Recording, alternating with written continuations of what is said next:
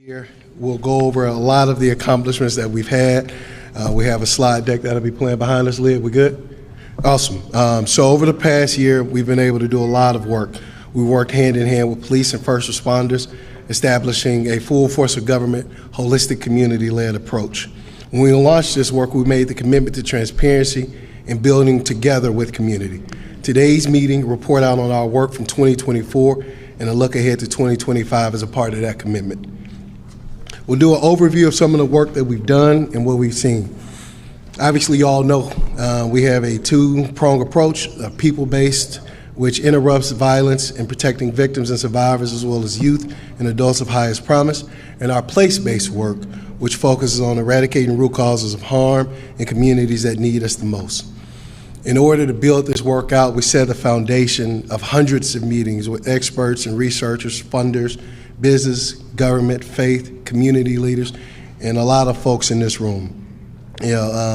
We've engaged in challenging conversations with communities, discussed where government has barriers, where government needed to step out of the way and change our approach. I want to take some time to really thank our community conveners who are going to play a pivotal role in making sure our work is incredible going forward. So that's a big thank you to Teamwork Inglewood, Beyond the Ball, the Westside NAACP, and Youth Guidance. You see all of them in the room.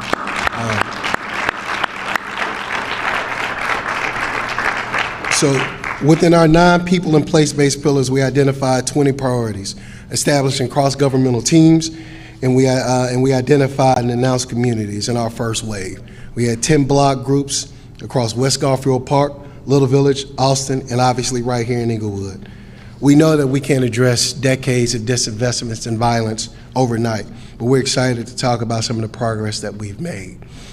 Hopefully you all have already seen in 2024, Chicago had a reduction in homicides, shooting incidents, and shooting victims, the lowest level since 2019. Now, y'all should have been clapping for that. That's something as a city we should all be proud of, because that's a lot of that work obviously happens in collaboration. Right? Citywide homicides are down 8%, shooting incidents are down 7%, and robberies are down 25% since the Chicago Police Department launched a robbery task force back in May of 2024. But we'll get specific right here in Inglewood. I think I saw Commander Courts earlier. Yeah, what's up, brother? Commander Lewis Courts has been doing some incredible work right here in Inglewood in the 7th District, where Inglewood, in his district, they've seen a 30% reduction in homicides right here, under his leadership and under his partnership. So obviously we want to thank Commander Courts and all of the officers in the 7th District and all of the community members right here in Inglewood who work hand in hand with him. But we know numbers don't ever tell the full story. The 8% decrease in homicides means there were over 50 people in comparison that were not killed last year. That's 50 people that get to spend time with their families, 50 people that get to build memories, 50 people that continue to grow and live out their dreams here in the city of Chicago.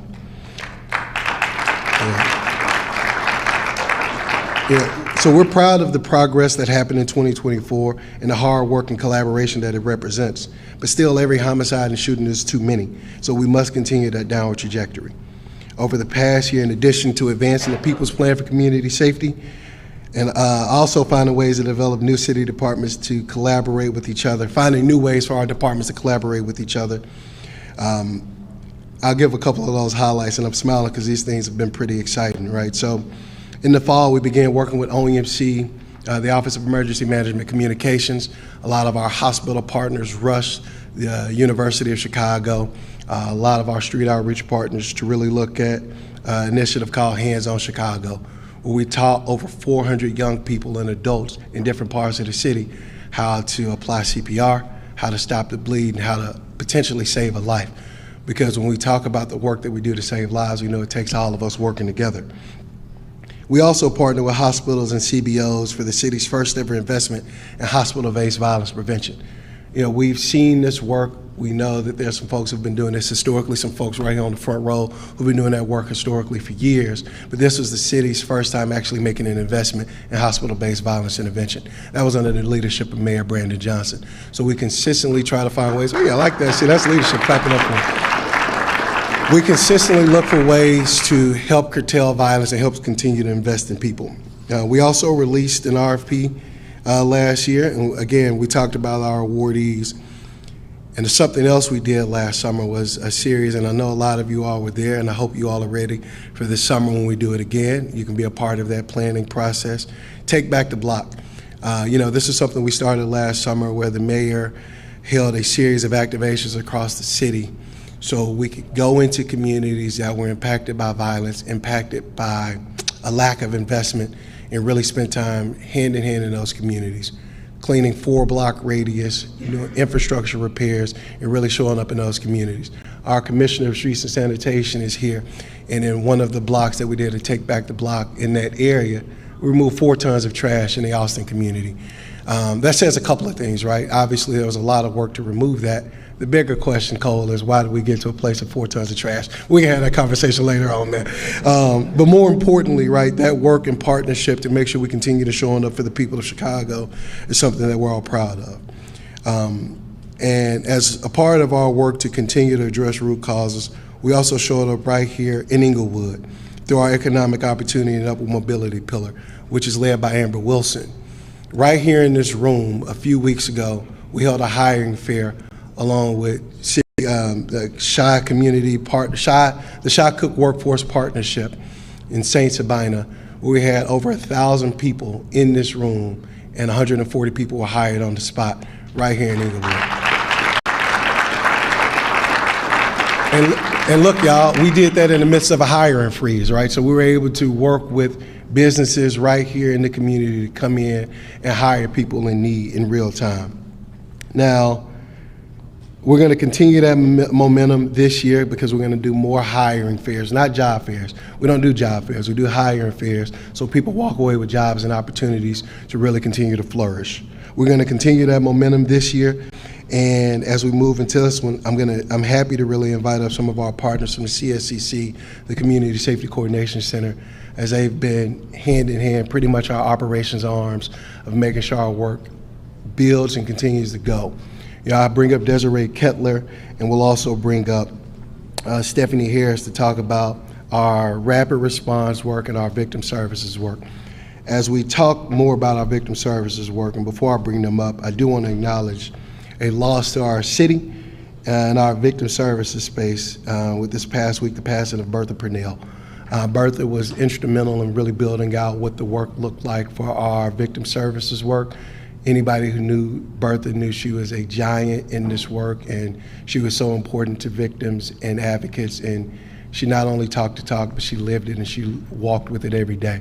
So we'll continue to dedicate our work to every victim and every leader, and we'll have the CSCC come up and talk a bit about the work that they've done in building out rapid responses this year. So Desiree, Stephanie, come on up. Thank y'all.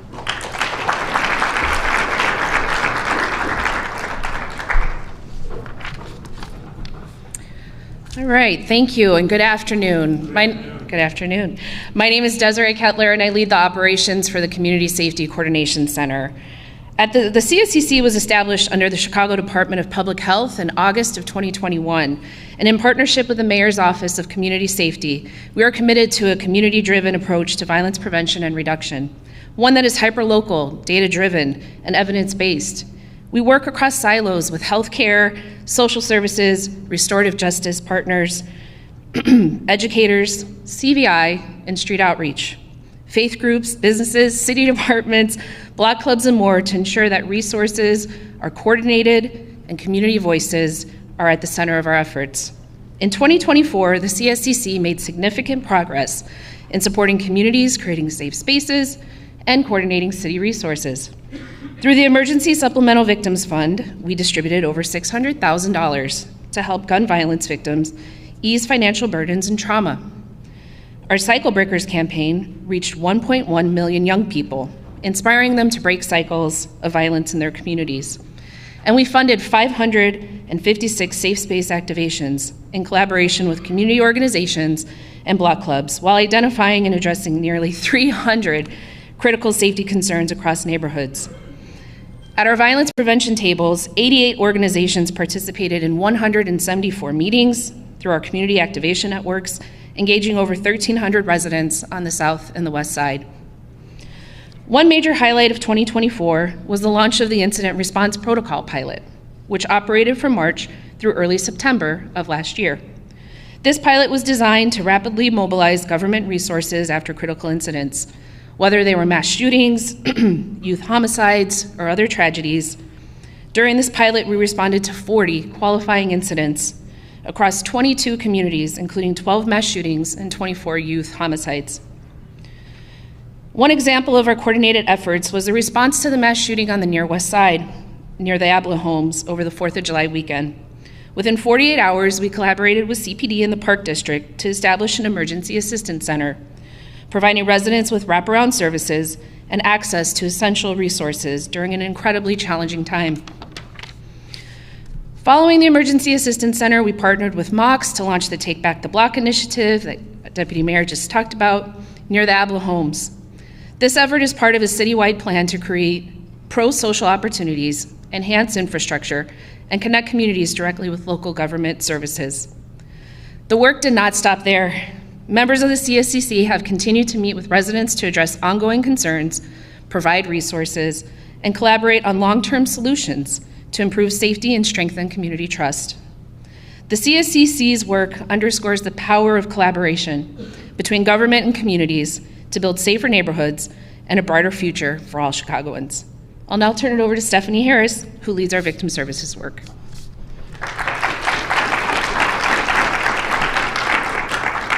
Thank you, everyone. Good afternoon. It is so wonderful to be here and to see all of your faces, some familiar faces, and some folks I've been calling family for quite some time. So this is a great space to be in. I also want to thank you, Garion, for acknowledging Bertha Purnell, and I think it's very resonant to what I'm here to talk about, which is the victim advocate training. The city's first ever victim advocate training pilot that we launched with so many stakeholders in the space, whether they be victim advocates, gun violence survivors, including Ms. Bertha Purnell, who served in a number of organizations and is just a fierce advocate, just serving community and fighting for survivors of gun violence. And so met over several months with not only Ms. Bertha, but just several other stakeholders to really co-create a trauma-informed victim advocate training so that every single victim advocate operating in the city of Chicago, responding to incidents of violence, has access to the same type of trauma-informed training. Not to say that there won't be access to other types of training that they have through their different organizations and other opportunities, but we work with a number of stakeholders who provide that training. We work with a number of folks at community level and the city level to really co-create this trauma-informed training, getting lots of feedback. We are still in that process. We were able to run a very successful pilot through, in part, due to a partnership with city colleges. And so we were in Malcolm X College over November and December of last year, and we piloted with just a small core group of victim advocates. And right now we're synthesizing evaluations. We are running back to the drawing board. We are looking to look at ways that we can enhance the curriculum, really pulling on, and not reinventing the wheel at all, but really pulling on many of the folks who have trained many of the people in this room, right? Pulling on Chicago survivors, work very closely with Metropolitan Peace Academy, work very closely with Catherine Bocanegra with UIC, work very closely with NAMI Chicago and so many others, and just really coming together to really envision what is needed to set victim advocates up so that they show up in the right space and that they show up in a way that survivors of gun violence truly deserve. And then also making sure that organizations, whether they are a large organization, whether they're a small organization, whether they're a grassroots organization that may not always have the opportunities to gain some access to training, making sure that every single victim advocate in this city that is responding to incidents of violence is able to get access to this trauma-informed training. We're taking it a step further. We're also working with city colleges to look at a pathway. How would it look to create a credential for victim advocates? So a certificate, we want to start with looking at a certificate program. Is there a way where we can co-create a certificate certificate program where anyone who wants to enter the world of victim advocacy, maybe they are looking for a career change, maybe they unfortunately come from a lived experience and want to get in the victim advocacy space. We're building out pathways so that they can get not only that training, which is open to any victim advocate in the city of Chicago, which will be open to any victim advocate in the city of Chicago, but also to be able to gain a credential through city colleges. So we're currently exploring that pathway in 2025, and we're really, really excited about what's to come with that. And so open to any feedback, suggestions. Right now, again, we are in the evaluation. We're in the piloting phase, so it's not rolled out to the larger community, but the goal is to make sure that every single victim advocate that is responding to incidents of violence in the city of Chicago have access to this training on top of whatever other trainings they may have access to. So really excited about what's to come. And in addition to that, we're also, through the People's Plan, able to have conversations around victim services coordination, which is really, it really does go into a training. It's a training tool, because think about if there is a single incident of violence, and give a community area, let's say Inglewood, how many victim services organizations or victim services teams are responding? Is it, we need to work with people to ensure that they are coordinating with one another. And the city, we're really wanting to work alongside with organizations in every community area to really co-create what does a guide look like. So we started off with a small pilot, started off in South Lawndale, which is one of the 4 block groups that is part of the People's Plan.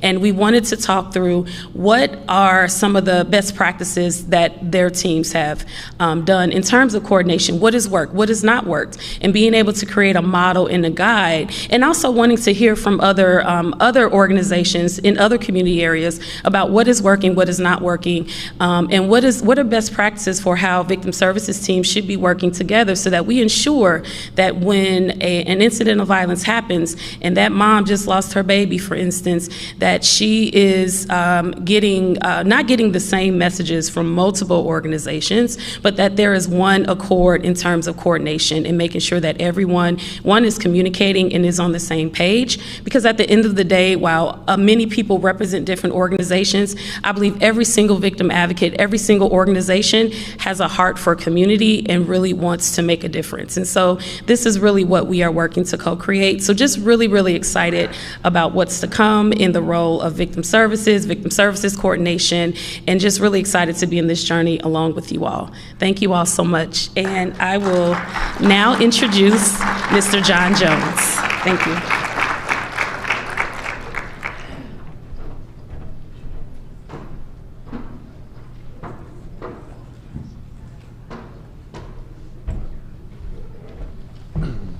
Good afternoon, everyone. If you ever need a motivation speech, I recommend you give Stephanie about 10 minutes of your time. And I promise you, I think Chicago Bears should hit her up to give a motivational speech. Thank you. It's an honor and privilege to work alongside them. My name is John Jones. I am the Rapid Response Lead for the Community Safety Coordination Center, but I also have the honor and privilege of serving as the overseer for the Community Environment Pillar. So today we're here to kind of give you a recap of 2024, also share some goals for 2025. So regarding 2024, we have 3 specific initiatives within the Community Environment Pillar. 1, vacant lots and buildings, 2, safe space access, and 3, 311 infrastructure. But today we're going to highlight 2 of those. 1 being 311 infrastructure. So we're going to start there. So raise your hand if you're familiar with the 311 app.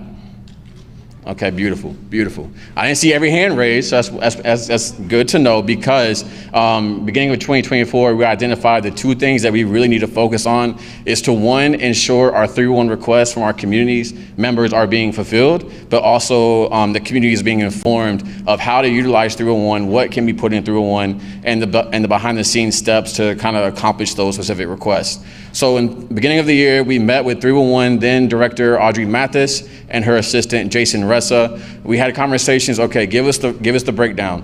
311 requests. For me, what does that look like when I submit a request? What do you receive, and what departments what do they receive on their end? So from there, we understood that we had to really focus on our infrastructure requests. This includes your street light repairs, your vacant lot cleanups, and other specific requests. So we really pulled a team together of departments that included streets and sanitation, Department of Transportation, Department of Water Management, Department of Buildings, and the 311 team.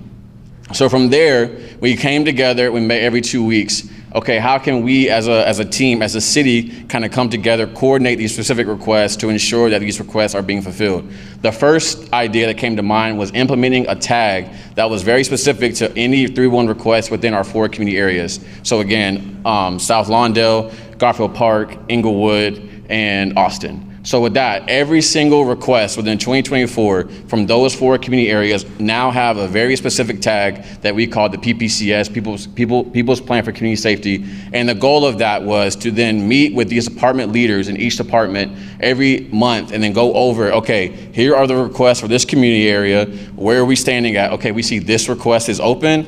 For example, CDOT, where are we looking at? And then Donna from CDOT would then share, okay, it just needs to be closed, or here's the process, here's the next step. So then that we can go back to the community in our end and say, hey, we received that request, here's where we're at. But also we understood that, you know, community itself, we will be in multiple community meetings, especially with the Community Safety Coordination Center, where we're meeting with community every week, almost every day, and we would hear back, hey, we submitted this request, or, you know, 311 sounds cool, but can you just make sure it gets done? So then the opportunity arose for us to really begin to strategize, okay, what does a community engagement strategy for 311 look like?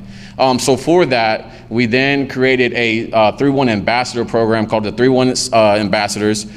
We launched our first cohort this year, where we identified 4 to 5 individuals from each of those community areas, utilizing our community-based organizations, and then had a specific training on 311, and also provided the opportunity for them to see the behind the scenes as well, for the purpose of when they go back into the community areas, because I won't be in all 4 community areas, we all won't be in all 4 community areas, but you as a leader will be in your community area way more than I would ever be. So there's an opportunity for someone to say, hey, this street light is out, or man, these bushes haven't been trimmed in over 2 months. You, as someone who was trained in this 301 cohort, can now say, oh, let me educate you because I have been educated by the city on how to utilize this. So that empowerment piece given to community, but also it provides that accountability too, because then they can come to us, or I'll get a phone call saying, hey, John, I showed this person how to submit a request. Since the request has not been fulfilled yet. Okay, let's get back to it. Let's meet with this department and figure out the way to do that. So with those 2 main strategies, I believe we fulfilled over 5,000 requests within our 10 block groups within our 4 community areas. And so 5,000 requests has been fulfilled. So that those includes your, and again, that's a huge shout out to our departments, our infrastructure departments, streets and sanitation, CDOT, water management, buildings, who were very proactive. And okay, if we would reach out, they would get on it immediately. So huge thank you to those departments who played a very pivotal role in that. So, you know, for 2025, the goal is, okay, now we know. And now we learned something, let's grow it. So the goal is we want to launch a very official program where we look to train around 100 ambassadors for the year. And again, the goal is to utilize community in those meetings. So we want to go to community and say, okay, what organizations can we utilize in this time? Please bring us 4 to 5 people. After the first cohort, we already identified multiple people from all these 4 community areas who were saying, hey, I heard about this, can we get in? So we do have a list going, and we're very excited to hear about that. So big things to come in 2025, especially for those who are putting your 311 request in on daily purpose. We thank you for that. Moving forward to our safe space access. So the goal for the safe space access initiative is, how do we as a city coordinate a pathway for community to efficiently and quickly access some of these spaces within our own realm. So we're thinking of your libraries, your parks, your public school system facilities, So for that, at the beginning of 2024, we then met up with Chicago Park District, met with leaders from Chicago Public Schools, their facilities team, and then also met with our leadership from the Chicago Public Libraries. And then from there, we worked with them, okay, what can we do for a community to provide more and efficient accessibility, but also can we be innovative in our approach for community to utilize these spaces. So one thing that we did specifically within Garfield Park, the Legler Library, Chicago Public Library system, they did extend hours on multiple weekends in the month of July for community-based organizations to utilize those spaces. If you've ever been to Legler Library, you understand they have a studio, they have 3D printing, and they have other opportunities for young people specifically to really utilize those tools in that specific facility. So huge shout out to Chicago Public Library. But we also want to identify our community-based organizations who we work with to then provide activations in our block groups or in the media area. So your Teamwork Inglewood, your TA 98 in South Lawndale, your Street Precinct in Garfield Park, and then also your Build Chicago in Austin. All these organizations plus others had led 19 safe space activations within our block groups in the immediate area.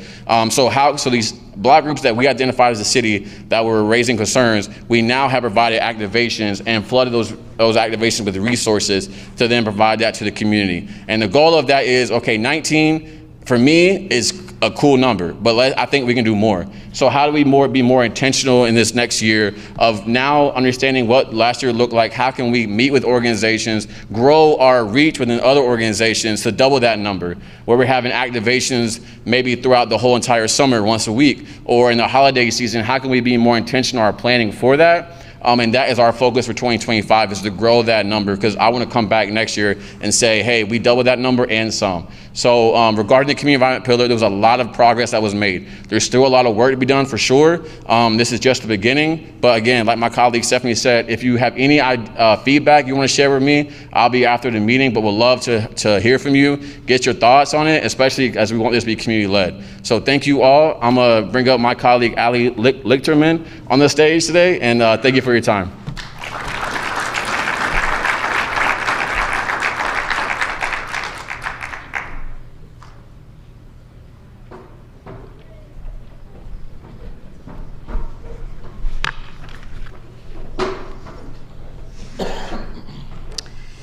Thanks, John. I'm Ali Lichterman. I'm a senior policy advisor in the Mayor's Office of Community Safety, and I've had the pleasure of leading the Student Re-Engagement Initiative team over the last year, alongside my co-leads, Tony Copeland, CPS Director of Student Supports and Violence Prevention, and Crystal Fields, CPS Director of Stabilizations and Transitions, who I'm going to make you all clap for. We know that disengagement from school can result in higher levels of young people becoming victims of violence, experiencing mental health issues, increased substance usage, economic disparities, as well as impacts to graduation attendance and expulsion rates. Meanwhile, re-engagement with the path best suited to a young person can do just the opposite, really help them build towards healthy and consistent engagement with their community and success in school, whatever pathway is best for them for graduation, professional success, and beyond. So our goal was to increase re-engagement in the education system and expand wraparound services for our city's most disengaged young people to enable them to re-engage with our education system or their career pathway that best serves them. To do this, we started by analyzing the work that's already been done through CPS's Back to Our Future program. We brought together partners from across city departments and sister agencies from Chicago Public Schools, Family and Support Services, and city colleges, as well as our partners at the Illinois Department of Human Services, social research organization NORC, and philanthropy. The team analyzed the original Back to Our Future, or B2OF, program model, which served disengaged 14 to 21-year-olds through partners at community-based organizations. These orgs would provide mentorship, mental health, and behavioral support, and eventually reconnect to an educational pathway. Our teams also interviewed youth participants as well as their adult facilitators directly and combed through all sorts of relevant research to make sure we left no stone unturned. And what we found was that we needed a stronger, more layered administrative structure that included an anchor organization operating between CPS and providers to really support those CBOs. This is an incredibly intense program that takes a lot of time and funds, as it should, and we need to make sure that we are investing in our CBOs in a manner that lifts up both youth and the adults who serve them and is helping the city and our partners build capacity. We also realized that we needed to take a true full force of government approach, including partners across offices at CPS, other city departments, levels of government, research partners, and philanthropy, from program development all the way through implementation to be successful. So by the end of 2024, we were able to release a funded request for proposal through CPS together with our partners at the state for this anchor organization, and now have closed that application, and we'll be hopefully excited to share news on that soon. Additionally, we have the bones for a reworked, research-driven program model, have defined our target population, and established a funding pathway for our first year. In 2025, we are very excited to relaunch the program and serve 250 youth across our People's Plan for Community Safety focus areas. And I just want to give a huge, huge shout out and thank you to all of our initiative team members, the IDH Office of Firearm Violence Prevention, and I look forward to seeing the incredible impact Back to Our Future 2.0 has in 2025 and beyond. So with that, we will throw it back to Deputy Mayor of Community Safety, Gary Gatewood.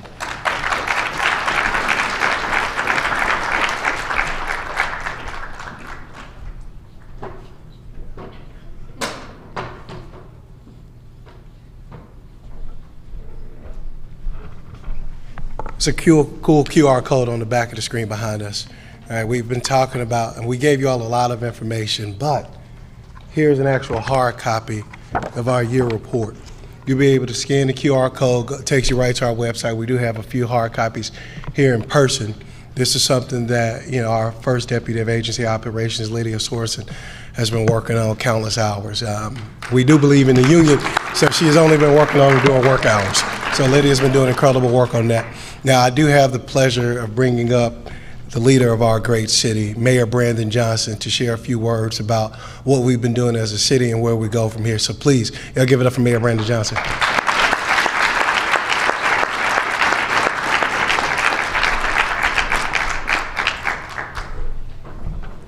Thank you to our Deputy Mayor, Gary Gatewood, for your leadership.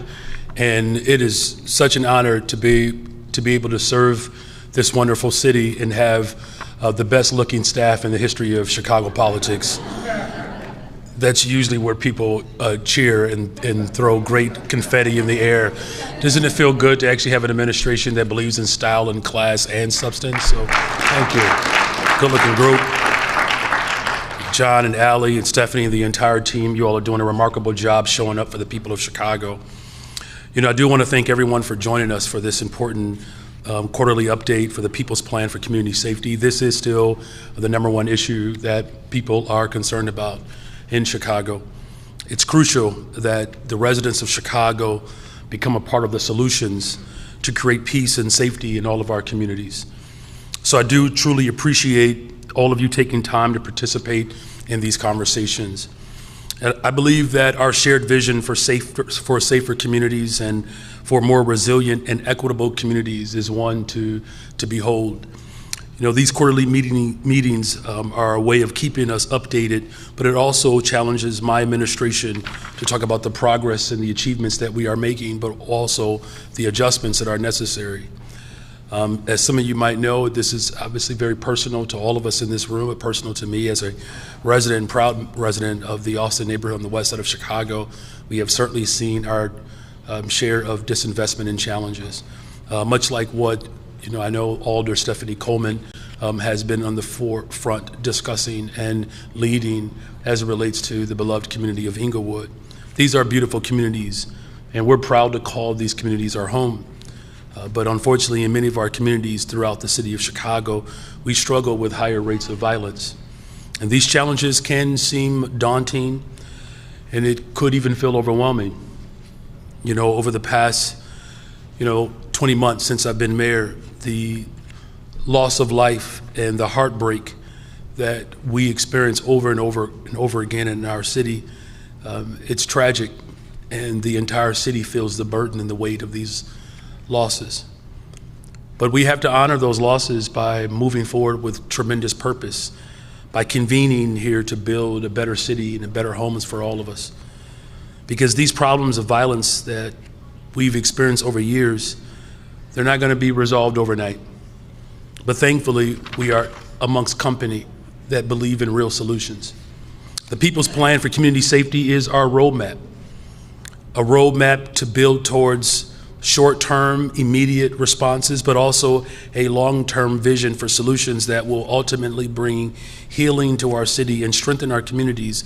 And of course, starting in communities like West Garfield Park and Inglewood, Little Village, and of course, in my neighborhood, the Austin community. This plan also establishes the citywide partnerships that are so necessary, including those from the community, particularly our violence intervention groups, street outreach workers, our faith community, businesses, youth-serving organizations, and so many others. And throughout this plan, we are certainly focused on place and people. But more importantly than just place and people, it's what you're showing up with. It's those investments, because it's the investments that ultimately provide the type of healing and support that every single resident throughout our communities deserve, and they're long overdue. I often talk about the unique aspect of this plan, where we are hyper-focused, not just the communities that are experiencing high rates of violence, but on the very blocks and streets where it's most prevalent. The solutions to combating violence are not just a one-size-fits-all. We must deploy different resources and funds, as well as particular strategic interventions that will be prominent for the community in which we are serving. It's building blocks, encouraging people to stay involved, but we have to do it together. And that's why the full force of government is my mantra of how we build a sustained effort to create safer communities. I'm grateful that we have many city department leaders that are here today, because it truly will take the full force of government to transform our neighborhoods. And with that in mind, I'm excited tonight, though, to be able to highlight again the organizations that are playing an incredible role. You already heard them express today, these community conveners, because that is really the heart of the work of this plan, is making sure that the organizations that are tied and tethered to these communities are part of the convening of the communities to build the safe communities that we desire. These are community anchors that will work with agencies and with my administration to fulfill this plan. And so I'm grateful that all of you all have made your life's commitment to this work.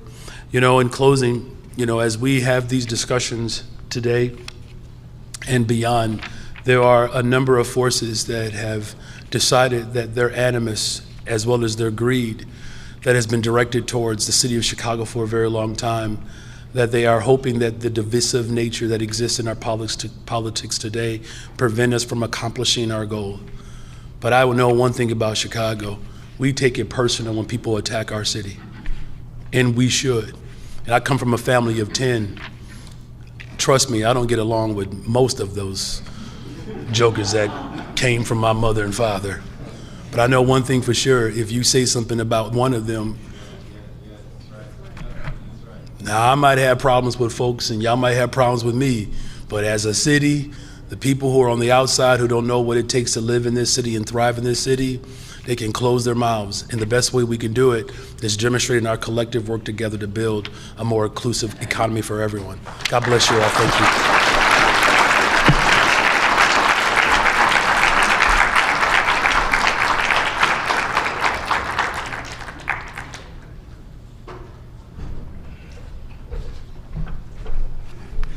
Good afternoon, everyone. Can we please give our mayor a hand of applause again for those incredible remarks?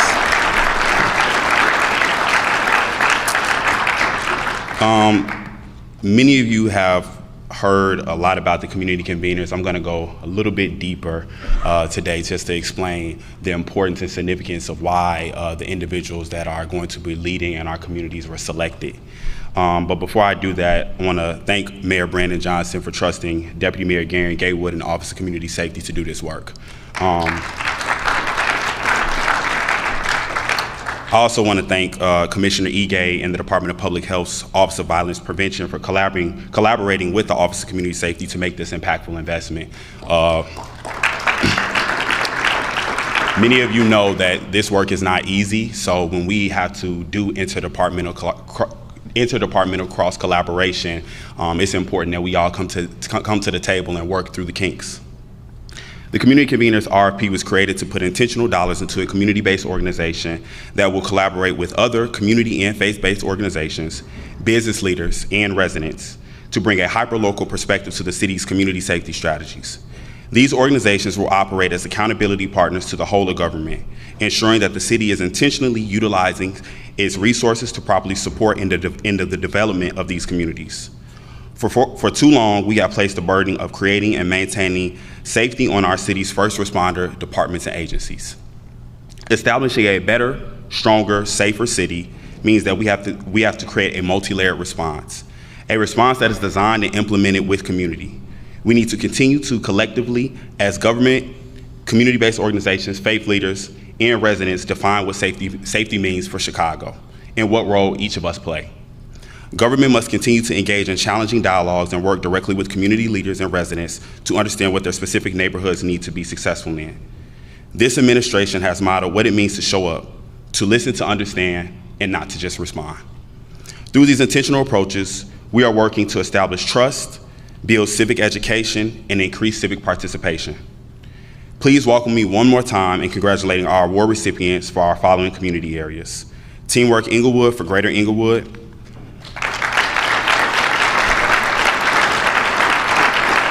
Beyond the Ball for South Lawndale,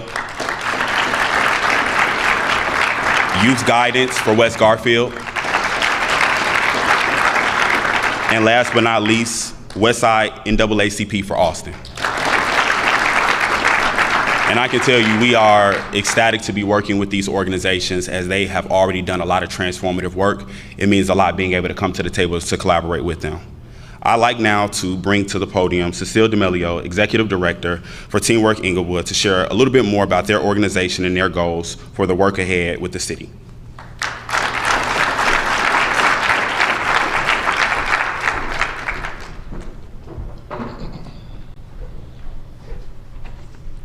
Good afternoon, everyone. Okay, I'm a little casual for today. I forgot how fancy these events could be. But as Mayor Johnson was sharing, surviving in Chicago is a tough task at times. And when I saw that snow at 6 in the morning, I said, Tim's jeans, sweatshirt, boys, brush your teeth, okay? So actually, I'm really appreciative that we'll be able to talk a little bit about the journey around Inglewood public safety work, especially through the lens of quality of life work and public safety convening. And the Inglewood Quality of Life Plan is in its second rendition here in Greater Inglewood. And I've always been attracted to quality of life plans because it's community voices being articulated in a thorough plan that then the community is now accountable to help facilitate.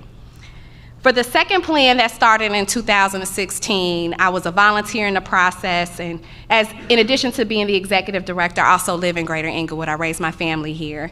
So I was volunteering in the prioritization of what will be the working goals and the working spaces. And as you see from the slide, there's 5 working groups: public safety, jobs and economic development, health and wellness, education and youth, and housing and public spaces. And to be clear, residents chose these as our top priorities in the planning process. The strategies that were selected, strategies, again, that the people selected and that community groups, residents, and stakeholders have been working together to implement. As it comes to the public safety work, in addition to the residents coming together to create those strategies in 2016, we also had an opportunity with a Department of Justice burn grant to do deeper work in our public safety work and actually do even more community engagement from about 2017 to about end of 2018. And there were a number of community groups and residents that were really key in helping us to do lots of focus groups, town hall meetings, and surveys.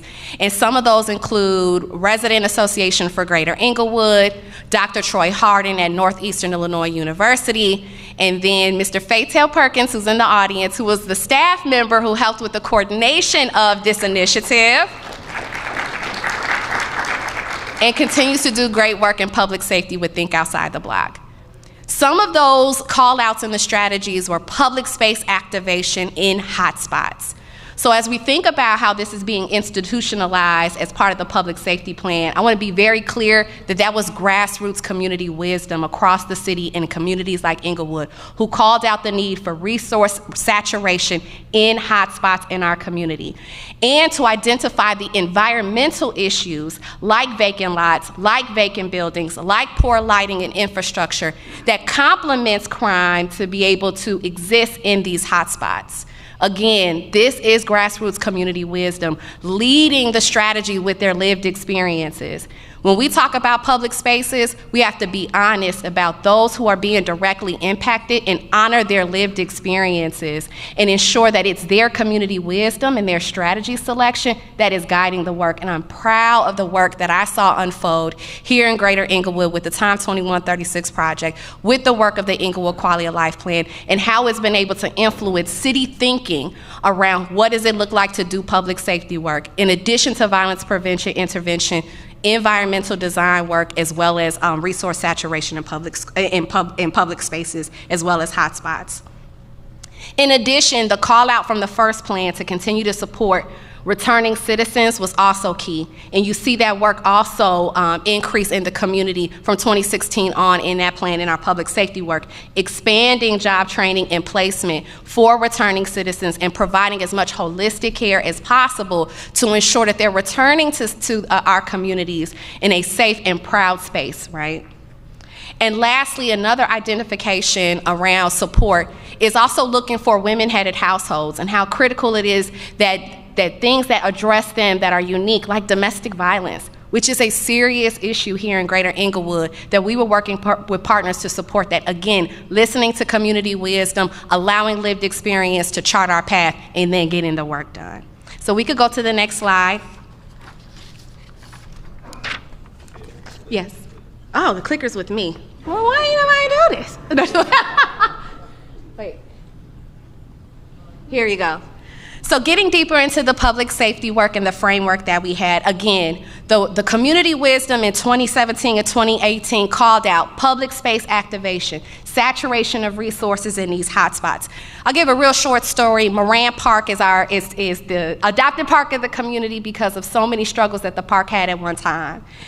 And when you actually overlay the census data track on Beat 712 and even Beat 725, you see the lowest income census tracts of Greater Inglewood. So think about that. In a community that has a median income of about $27,000, there are lower census tracts than that.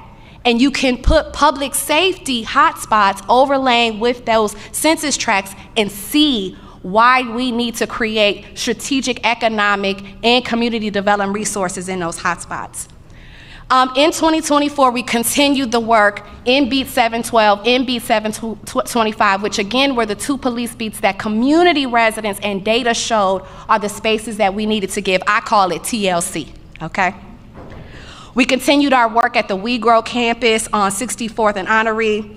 And then what we continued to do, which was a combination, you all, of education and youth call out in our EQLI, as well as public safety, is help fundraise for youth programming inside of key hotspots in our community, supporting quality youth providers to continue to do work, hire more young people, right? Do more stipends, pilot a new job training program over the summer. We've done this for about 4 to 5 years because one of the things that's important to think about for public safety is out of school time, after school programming, and summer-based programming is critical. And not just for 16 and up, which is what the data was showing. Who is taking care of 6th, 7th, and 8th graders when you have that Park District gap was one of the ways we were doing the specific funding. And we continued that work last year in key hotspots with key program providers. I'm gonna talk probably the most about this second point on the slide, which is our Inglewood STEM work. So Inglewood STEM High School gets a lot of bad rep, and I wanna clarify it's an amazing school with amazing people doing good work, and we got a shout out to that. The understanding is that we don't have a lot of wraparound services for high schools in general, and it's especially critical for communities that may have more needs. So what we did once we found out we were the convener back in the fall, is started to work with the local school and said, how can we support you? Because at the end of the day, and I think this is important to note around public safety and where we can find families, where we can find residents, is schools are anchors, no matter what we say about them, right? And we saw that Inglewood STEM was a great place for us to not only service the hundreds of young people from Inglewood that go to that school, but also all of the families. So we are hoping to continue to work with the public safety convening and be able to support out of school time, wraparound supports, and create intentional connection with outside providers in the school in the ways that we can do that. Because this community wants to love on Inglewood, but we know there's protocols for how to do things in Chicago public schools. We want to help eliminate those boundaries and bring people in. Okay, I'm shutting up, bye. Okay, almost done. All right, sorry, took too long, my bad. I had Tim's on, I feel unstoppable right now. Lastly, the work of the Pop Court on 63rd and Justine, and I'll actually just close with this, and this will be my last point. So when the recovery dollars started to come down in the last couple of years, it's important that we were able to use our quality of life plan, our public safety data from the community, and be able to grab resources that fit the plan. And that is so important, and I'm grateful that we had that wisdom and we're able to say 63rd and Justine is in beat 725. 63rd and Ashland was identified by the community as a hotspot. Let's go after that grant. Well, actually, Manny kind of forced me, but anyways, I saw the vision, Manny. And we said, you know what, we could actually take this resource and bring it to 63rd and Justine, right down the street from 63rd and Ashland, and be able to bring public space activation, a saturation of resources, right in a hot spot that the community is saying that we need to address, as well as the data. And that's it, y'all. I'm very appreciative of being able to show a little bit about the work that we do. I also want to shout out all the Inglewood partners that do amazing work in this community. If I start naming folks I might miss, but I'll try it anyway. I see the Resurrection Project. I see POW, the Restorative Project. I see, who else do I see?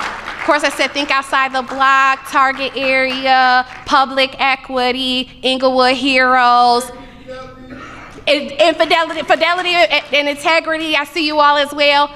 I just want to say that one of the great things about doing work in Inglewood, to Mayor Johnson's point, we are trying to figure out how to do collective work, but y'all can't talk about us, okay? So we'll stand up if you mess with anybody in Inglewood, okay?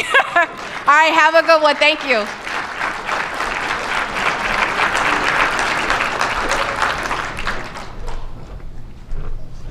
Thank you, Cecile. I'm sure you all can see why we're so excited to work with our community conveners and all of the work that's happening around the city.